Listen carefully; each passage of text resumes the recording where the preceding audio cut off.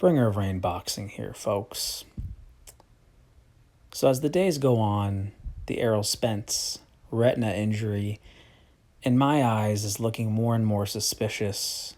I just saw some details come out that apparently Errol Spence was photographed with the bandages on the wrong eye that he claimed to have the injury on, and everyone it's blowing up all over social media. And I swear, just by the day, it's getting worse and worse. Boxing, we all know, is a corrupt sport. We can look at the career of Manny Pacquiao and some of his absolute robbery losses to confirm that idea.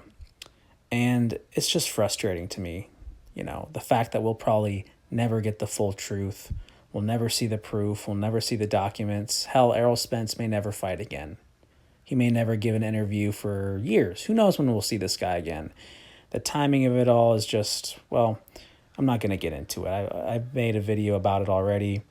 You can go check that out. Anyway, this isn't going to be a very long video because, quite frankly, I personally just don't see anything special about Yordenis Ugas. Very tough fighter, looks to be very durable, looks to have above average punching power, looks to be maybe lingering more on the technical side, his temperament as a fighter. But what I will say is he's definitely not operating off of his back foot and making guys miss and really countering them. From what I've seen from Ugas, he likes to fight at that mid-range. He's not trying to back away or dance around the ring. You look at Ugas's handful of fights that are even televised because, like I said, the guy has maybe a handful of opponents who even have a Wikipedia page. So there's not a whole ton of tape on this guy. But I've seen the Porter fight. I watched that live. I've seen the Omar Figueroa fight where he was fighting a bona fide punching bag. And as well as his last fight, he also was fighting a bona fide punching bag. How the hell that fight was sanctioned as a world title match by the WBA, I will never understand. But, folks, let me just be clear here. Manny Pacquiao is for sure, at 42, hell of a lot faster than this guy. Has more dynamic offensive output than Ugas. Ugas seems to have a pretty good jab. He likes to double up on that jab a lot. It's a good jab.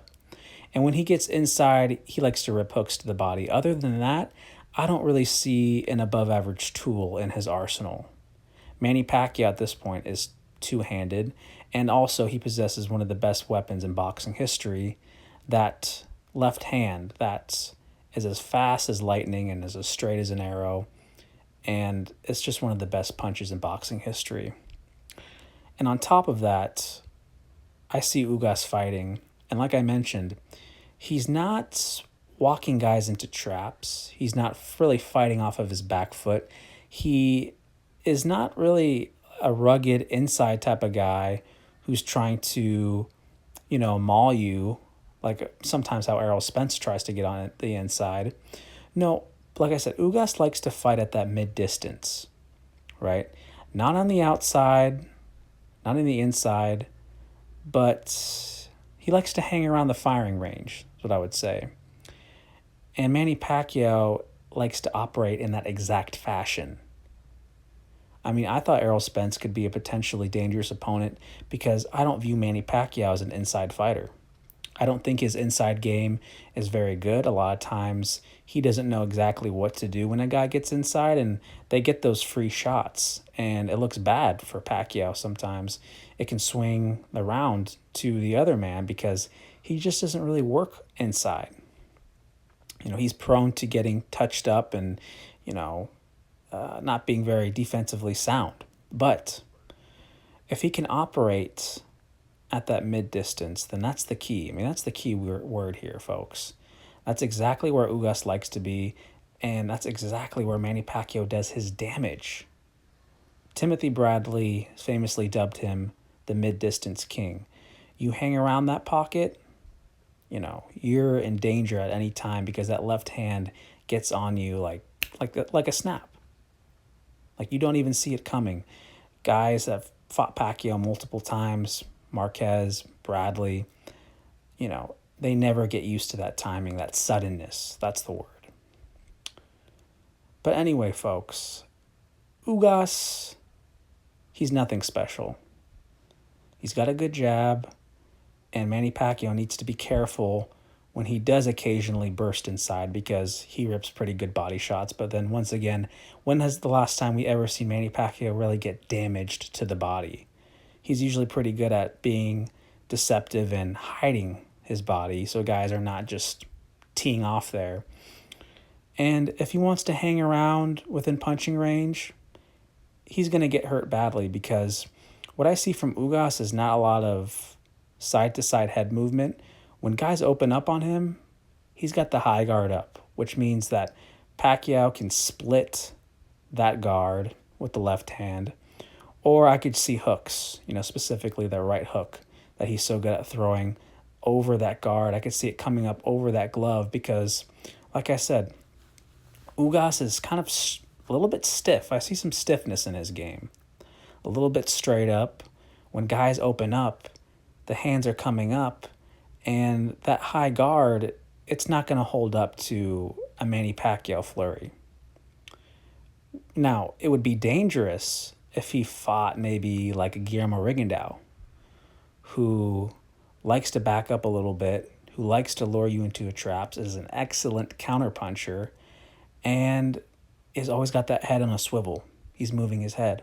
Okay, that's a Cuban fighter who's a master technician and defensive wizard. But Ugas is not that, guys. He's not. Simply put, I don't see a great defensive fighter here. Like I mentioned, the head movement, like Errol Spence, isn't really there with Ugas. I don't see too much of a moving target. He likes to just kind of stand at punching range and exchange blows. And he's got a little bit of speed, he's got a little bit of pop. But the thing is with Manny Pacquiao, even at age 42, everything he can do, Ugas, Pacquiao can do better. He's faster. He hits harder. From what I've seen from Ugas, the work rate is not going to be able to exceed Manny Pacquiao's. That was one of the key worries I had going into the Spence fight, was the legendary gas tank. I don't see the same level of volume from Ugas that Spence has. So he's not probably going to be able to outwork Pacquiao. He doesn't have as many dynamic weapons in his arsenal as Pacquiao has. And Ugas is not exceptionally gifted on the defensive side. So you tell me how the hell Ugas is supposed to win this fight. I got people I respect here on YouTube that I follow on the YTBC that are calling this fight unbettable. Outside of Manny Pacquiao getting robbed, I can't see how Yordenis Ugas can win this fight. Pacquiao's in real shape here, and I think he's a little bit pissed off that Errol Spence backed out with just under 2 weeks to go. And I'm expecting and also hoping for a vintage performance come August 21. Expect Manny Pacquiao to win this fight handily, guys. I do not see anything special in Ugas's game. Anyway, tell me what you guys think. Once again, Bringer of Rain checking out.